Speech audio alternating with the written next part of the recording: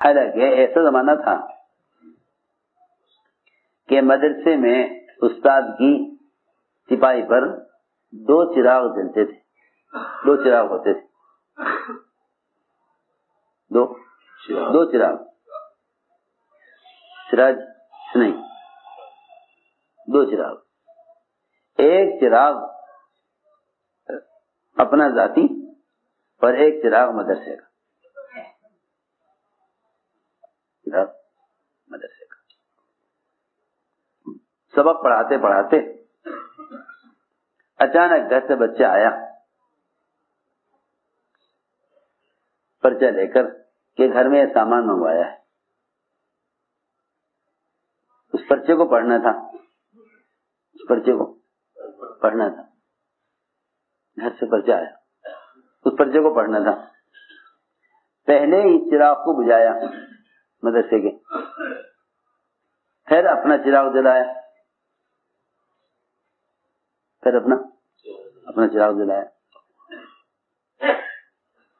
پہلے مدرسے کا چراغ بجھایا، اپنا چراغ جلایا، اپنا چراغ جلانے کے بعد اس پرچے کو پڑھا جو گھر سے آیا۔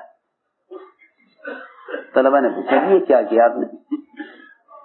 کہنے کا بھائی بات یہ ہے، یہ تو تعلیم دے رہا ہوں، مدرسے کی کتاب پڑھا رہا ہوں، مدرسے کا چراغ تھا، اب گھر کا ایک کام آ گیا ہے، ضروری ہے کرنا ہے اس کو، اس لیے میں نے اس چراغ کو بجھا کر یہ چراغ جلایا ہے تاکہ اپنا ذاتی کام اپنے ذاتی چراغ سے کروں،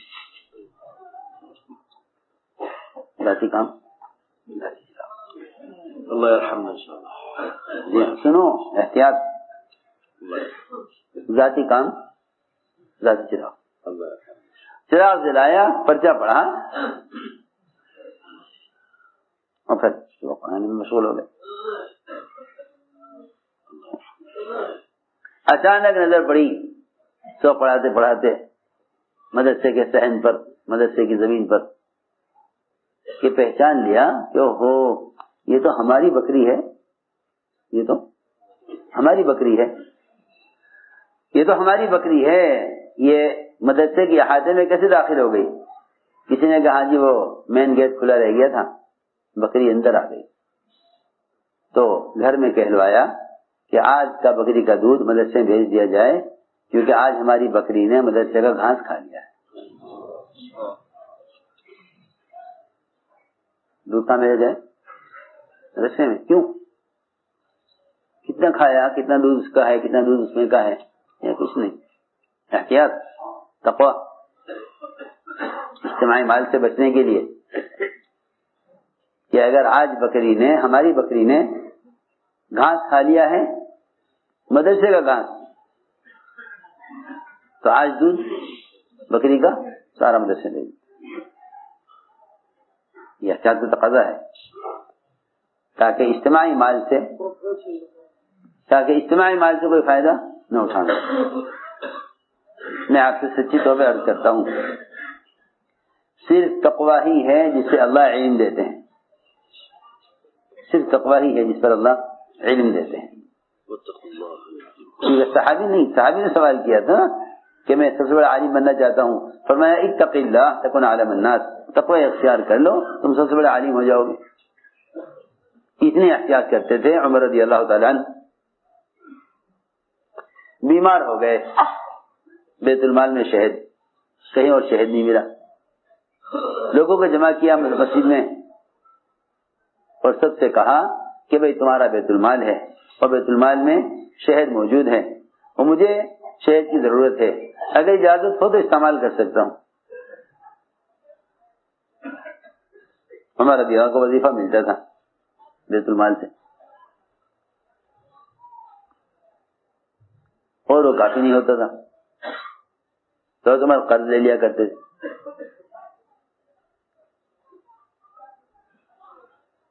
قرض لیتے تھے تو بیت المال کا خزانچی حضرت عمر کو لپٹ جاتا تھا کہ جی آپ نے بیت المال سے قرض لیا تھا وہ واپس کریں۔ عمر رضی اللہ تعالی عنہ کسی اور سے قرض لے کر بیت المال کا قرض ادا کر دیا کرتے تھے فوراً۔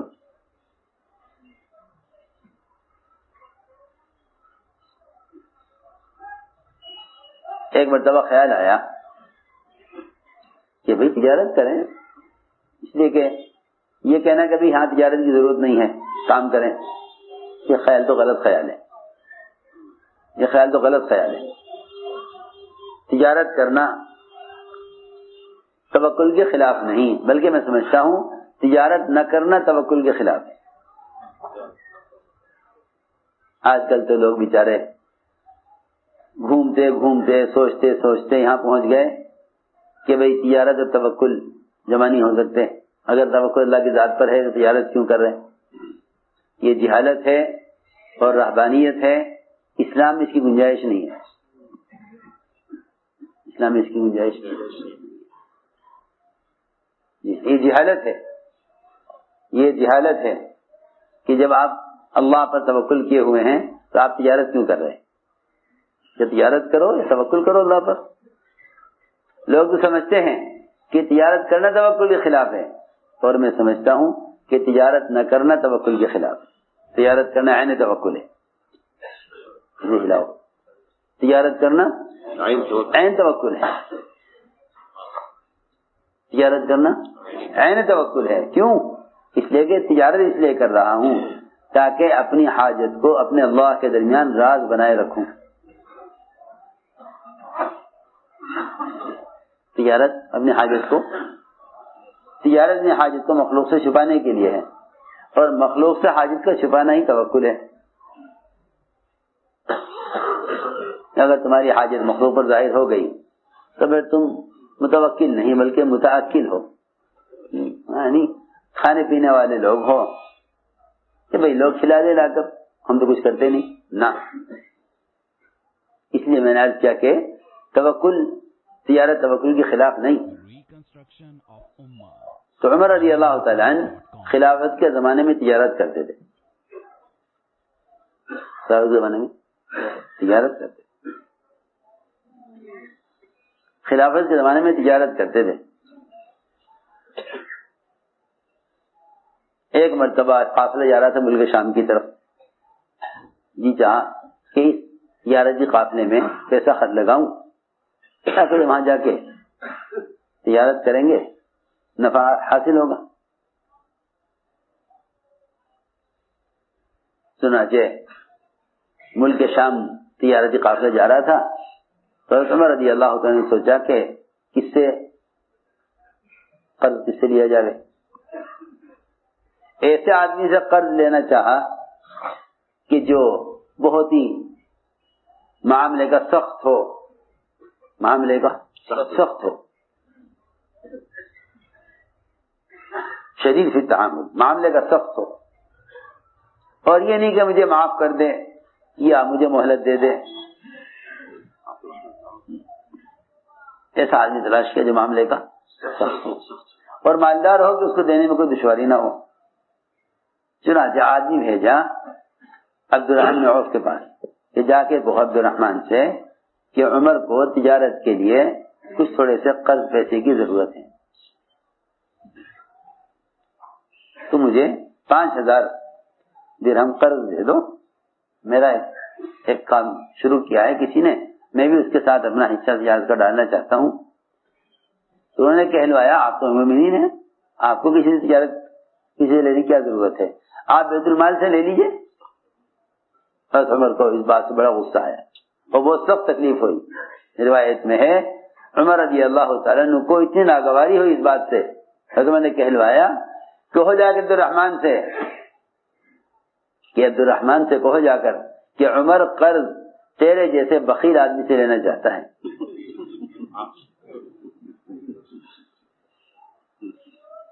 عمر قرض تیرے جیسے بخیل اور کنجوس آدمی سے، حالانکہ کہاں سے بخیل کنجوس ہو گئے عبد الرحمن عوف رضی اللہ تعالیٰ عنہ۔ جب ان کا تجارتی قافلہ مدینے پہنچا، اتنا ہنگامہ اور شور مدینے میں، اونٹ لدے ہوئے سامانوں کے۔ فرمایا اے عائشہ یہ شور کہیں کا ہے مدینے میں؟ حضرت عائشہ نے عرض کیا کہ عبد الرحمن کا تجارتی قافلہ آیا ہے ملک شام سے، اس کا شور اور ہنگامہ ہے۔ اب میں اتنا مال اتنا مال، بس اتنا مال ہے اس کے پاس، مجھے تو ایسا لگتا ہے کہ عبد الرحمن جنت میں پیروں سے چل کر نہیں جا سکے گا، جنت میں جائے گا تو صحیح مگر زمین پر گھسٹ گھسٹ کے جائے گا، پیر سے چل کے نہیں جانے کا، اتنا مال۔ حضرت عائشہ نے اسے ذکر کر دیا کہ آپ کی تجارتی قافلے کی مدینہ آنے کا شور آپ نے سنا، سن کر یہ کہا کہ عبد الرحمن جنت میں اپنے پیروں سے چل کر نہیں جائے گا، گھسٹ گھسٹ کر جائے گا۔ انہوں نے جواب میں کہا کہ نہیں، عبد الرحمن ابھی اپنے پیروں سے چل کے بتلائے گا جنت میں، جتنا مال آیا تھا سارا کا سارا اسی وقت اللہ کے راستے میں دے دیا، کہہ دو جا کر کہ عبد الرحمن جنت میں پیروں سے چل کر جائے گا، سارا مال اسی وقت۔ ایسے تو وہ سخی عبد الرحمن بن عوف بہت مالدار آدمی تھے، بہت مالدار تھے۔ ان کی وفات کے بعد جو ان کے ورثہ میں بیوی میں مال تقسیم کیا گیا، اس مال کو سونے کو کلہاڑیوں سے توڑ توڑ کر بانٹا گیا، جیسا جنگل میں لکڑی پھاڑی جاتی ہے نا جلانے کے لیے، جی ہاں، کلہاڑیوں سے سونے کو توڑ توڑ کر مال بانٹا گیا۔ تو فرمایا کہ نہیں عبد الرحمن، تیرے جیسے بخیل کنجوس آدمی سے رہنا چاہتا ہوں، ورنہ تم ہی کہو گے کہ بھئی چلو چھوڑ دو، امیر المومنین صاحب نے اگر مال لیا ہے بیت المال سے اور مر گئے، ان کے ذمہ رہ گیا، اگر اس قافلے کا آنے سے پہلے مر گیا تو تم ہی کہو گے کہ بھئی چھوڑ دو امیر المومنین کے لیے، تم تو چھوڑ دو گے مجھے مگر اللہ مجھے قیامت میں نہیں چھوڑیں گے، اللہ مجھے قیامت میں۔ دیکھو تو صحیح، اتنا احتیاط کرنے والے عمر، اتنی احتیاط کرنے والے عمر کیا فرماتے ہیں؟ 1 سال کے بعد کسی نے خواب میں دیکھا اس عمر کو، ان کی وفات سے 1 سال کے بعد، ان کی عمر کی وفات سے راہو گرو یا بات سنا 1 سال کے بعد، کان یمسح العرق عن وجهه، اپنے چہرے سے پسینہ پہنچ رہے تھے، 1 سال کے بعد وفات، اور کہنے لگے اس عمر کہ اب حساب سے فارغ ہوا ہوں۔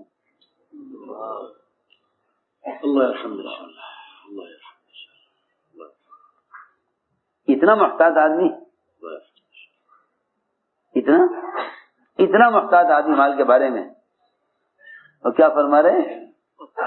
1 سال کے بعد اب حساب سے فراغت،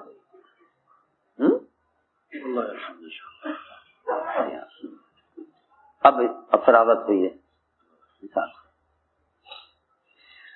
اتنا محتاط آدمی ہے۔ میں نے عرض کیا کہ اتنی احتیاط ہوتی تھی کہ جہاں یہ خیال آ جائے کہ ہمارے نام سے لوگوں نے کام کر لیا ہوگا، ہمارے نام سے لوگوں نے کام کر لیا ہوگا دنیا کا، تو سمجھتے تھے کہ ہمارے نام سے کام ہونا، کام کو بیچنا ہے۔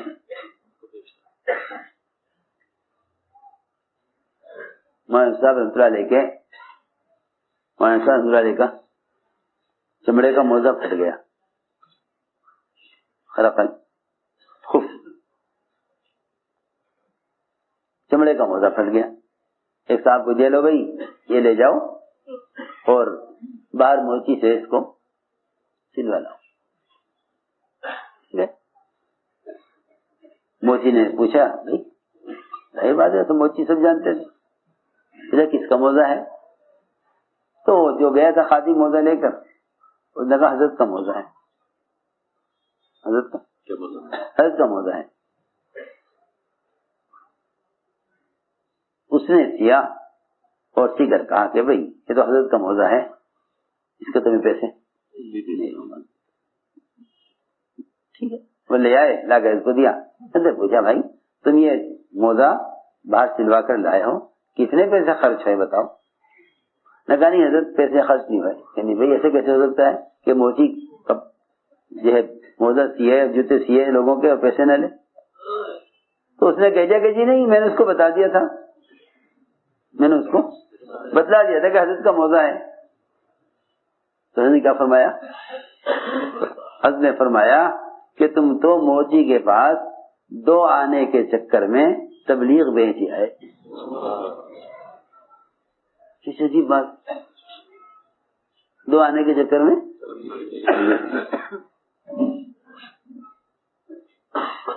کیا مطلب ہے اس کا؟ اس بات سے کیا مطلب ہے کہ دو آنے کے چکر میں تبلیغ بھیجی آئے؟ اس کا مطلب یہ ہے کہ تم نے کام کے تعارف کو اپنے موضوع کی ضرورت کے لیے استعمال کر لیا. جو تعارف کام سے ہوا تھا اس تعارف کو استعمال کر لیا موضوع کے لیے. بس عمر رضی اللہ تعالیٰ اس چیز سے بہت ڈرتے تھے. جی ہاں، کہ کام کا جو تعارف ہے وہ دنیا کے لیے استعمال نہ ہو.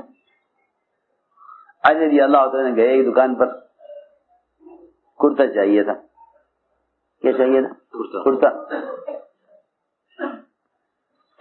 کرتا چاہیے تھا. گئے ایک دکان پر، دکان آپ کیسے کیا چاہیے؟ کہ نہیں کچھ نہیں چاہیے، دیکھنا ہے. آگے بڑھ گئے.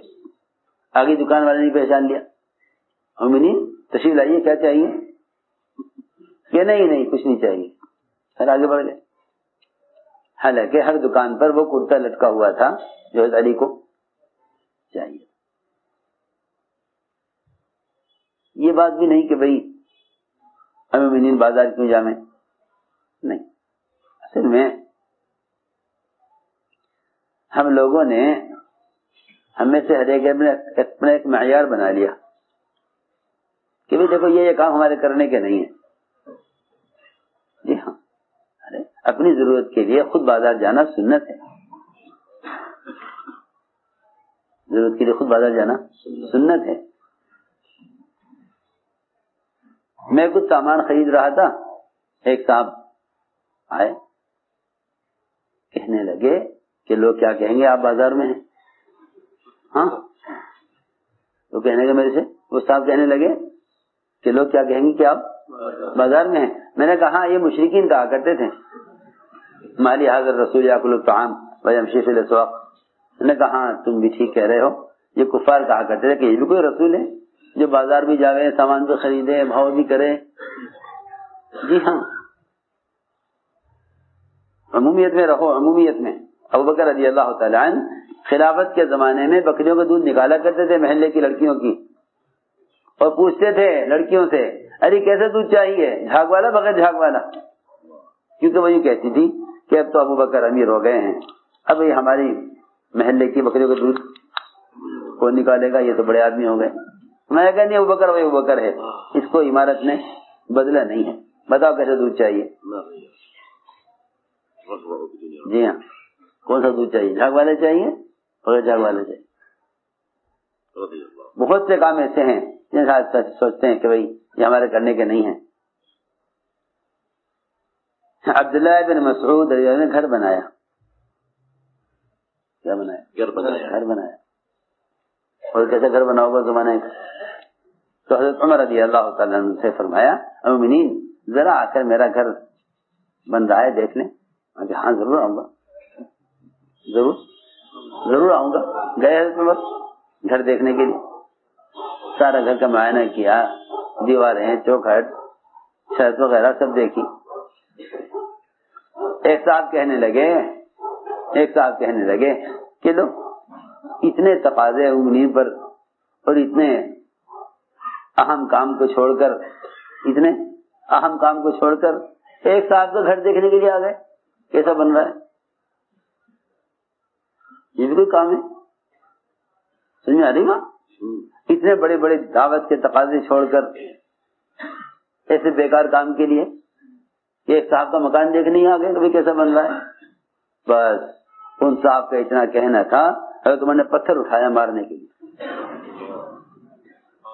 حضرت عمر نے پتھر اٹھایا مارنے کے لیے اس آدمی کو، اور یہ فرمایا کہ اچھا ہم تو اپنے ساتھیوں کی تعریف قلب کے لیے ان کا مکان دیکھنے آئے، اور یہ کہتا ہے کہ یہ بھی کوئی کام ہے کرنے کا. یہ تھا مثال. آنے والے حضور اکرم صلی اللہ علیہ وسلم کی نبوت کو اس سے پہچانتے تھے کہ آپ کی عورتیں بچے آپ کے قریب ہوتے تھے، آپ بچوں کے ساتھ کھیل رہے ہوتے تھے، بچوں سے آپ کھیل رہے ہوتے تھے. تو بچوں کے ساتھ کھیلنا دیکھ کر یہود کہتے تھے کہ ہاں یہ نبی ہے. جی ہاں، آپ کے بچوں کے ساتھ کھیل کو دیکھ کر کہتے تھے کہ ہاں یہ نبی ہو سکتے ہیں. اگر یہ بادشاہ ہوتے تو بادشاہوں کے تو اولاد بھی قریب نہیں بیٹھتی، اتنا تکبر ہوتا ہے بادشاہوں میں کہ اپنی اولاد کو بھی تختر کے ساتھ نہیں بٹھا سکتے. جی ہاں، دور سے دیکھ کر کہا، کس نے؟ عدی بن حاتم نے. نصرانی تھا نا پہلے یہ عدی بن حاتم. دور سے دیکھا کہ دور سے میں نے دیکھا کہ آپ بیٹھے ہوئے تھے، آپ کے پاس عورتیں بچے ساتھ بیٹھے ہوئے. میں وہیں دیکھ کے میں سمجھ گیا کہ یہ نبی ہیں، بادشاہ نہیں. اگر بادشاہ ہوتے یہ تو عورتیں بچے ان کے پاس، ان کے قریب نہ ہوتے. تو میں نے عرض کیا کہ یہ تھا مزاج کہ اپنے کام خود کرو، اپنے کام خود کرو. تو میرے دوستوں میں نے عرض کیا، عمر رضی اللہ تعالیٰ عنہ نے، حضرت علی رضی اللہ تعالیٰ جس دکان پہ جاویں وہ کہے امی المؤمنین کیا چاہیے کہ کچھ نہیں. ایک دکان پہ گئے، وہاں بچہ بیٹھا ہوا تھا، وہاں ایک بچہ بیٹھا ہوا. بچے سے کہا کہ یہ کرتا چاہیے. اس نے بھیجا نہیں کون صاحب ہے کہ ہاں جی لے لو، اتنے کا ہے. ٹھیک ہے بھائی، جتنے کا تھا اتنے پیسے دیے، کرتا لے آئے. اس کا باپ آیا دکان پر، بچے کا کچھ بکا ہے کہ ہاں یہ کرتا بکا ہے. اس کو بیچا کہ وہ ایسی شکل کا آدمی تھا کہ ارے وہ تو مومنین تھے. لوگوں نے بتایا کہ ہاں حضرت علی آئے تھے دکان پر. وہ بھاگا فوراً، پوچھا بچے سے کتنے میں بیچا. اس نے کہا اتنے میں بکا ہے، اتنے پیسے لیے میں نے ان سے. باپ نے کہا بیٹے سے ارے تو نے تو غلط بیچ دیا، یہ تو اتنی قیمت کا نہیں ہے، تو نے تو ڈبل قیمت لے لی، تو نے ڈبل قیمت لے لی. وہ پیسے لے کر پہنچا حضرت علی کے گھر، جا کر کہا مومنین بچے نے آپ کو کپڑا غلط بیچ دیا ہے، اس کی قیمت اتنی نہیں ہے، اس نے آپ سے ڈبل پیسے لے لیے ہیں، میں آدھے پیسے واپس لے کر آیا ہوں. حضرت علی نے فرمایا ہمارا اس سے معاملہ اتنے پر ہو چکا ہے. یہ تھا کام کے تعارف کو، اپنی ذات کے تعارف کو دنیا کے لیے استعمال نہ کرنا.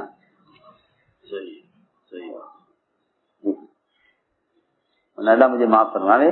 جب ہم نکلتے ہیں نا جماعت میں، سب ساتھ تاجر بھی ہے، کوئی وکیل صاحب بھی ساتھ ہیں. یہ جماعت ہے، جماعت میں تو ہر قسم کے لوگ ہوں گے. اور جب مقدمہ آئے گا تو وہ وکیل یاد آئے گا جس کے ساتھ چلا لگا تھا. مقدمہ آئے گا تو وہ وکیل یاد آئے گا چلا لگا تھا. بیماری آئے گی تو ڈاکٹر یاد آئے گا جس کے ساتھ چلا لگا تھا. کہ وہ کام کے تعارف سے ہمارے ساتھ رعایت کر دے گا. یہ ہے کام کو استعمال کرنا اپنی دنیا کے لیے. اس سے آخرت کا اجر متاثر ہو جاتا ہے. یہ ہے بات کہ تم نے کام کو دنیا کے لیے استعمال کر لیا، اب کام پر جو آخرت کے وعدے تھے وہ تو تمہیں دنیا میں مل گئے. صحابہ اس سے ڈرتے تھے، صحابہ اس سے ڈرتے تھے. عمر رضی اللہ تعالیٰ عنہ خود بھی تجارت کرتے تھے، بچوں سے بھی تجارت کرواتے تھے. بچوں سے کہتے تجارت کرو، ساری دنیا کر رہی تجارت تم بھی کرو.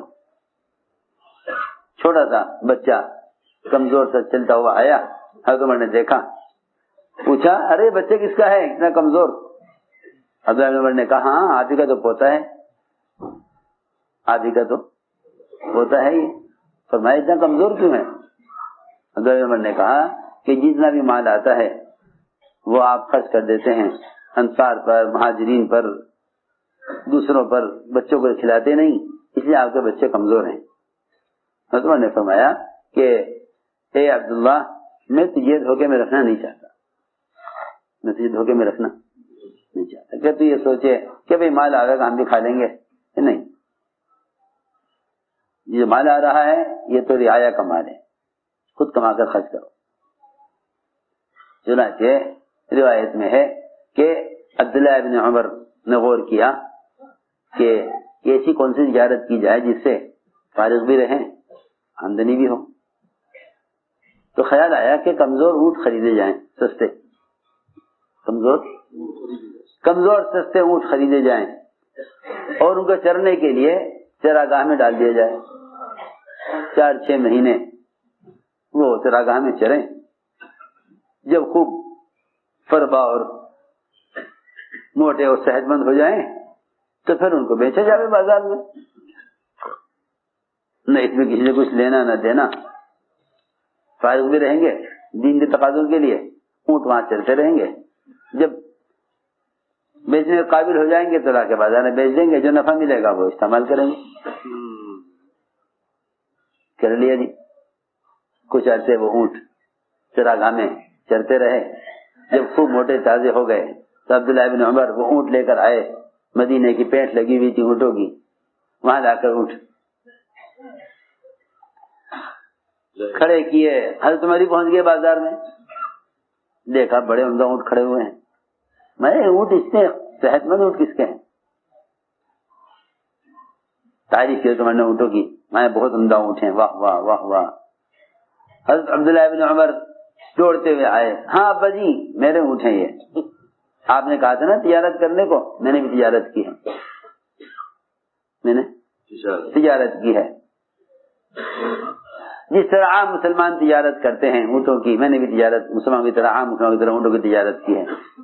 حضرت عمر نے فرمایا کہ عبداللہ میں دیکھ رہا ہوں کہ تمہارے اونٹ مہاجرین کے اونٹوں سے زیادہ صحت مند ہیں، زیادہ صحت مند ہیں، زیادہ فربا ہیں، میرا خیال یہ ہے کہ میری وجہ سے تمہارے اونٹوں کا خیال زیادہ کیا گیا ہوگا کہ بھئی انہیں زیادہ کھلاؤ پلاؤ، حضرت کے بیٹے کے اونٹ ہیں، اس لیے میرا خیال یہ ہے کہ تمہارے اونٹوں کی دیکھ بھال میں میرا نام یا کام استعمال ہوا ہے، اس لیے تمہارے اونٹ زیادہ صحت مند ہیں، تو اب تو خیال یہ ہے کہ اونٹوں کو بیچو اور جو نفع آئے سارا نفع بیت المال میں جمع کرا،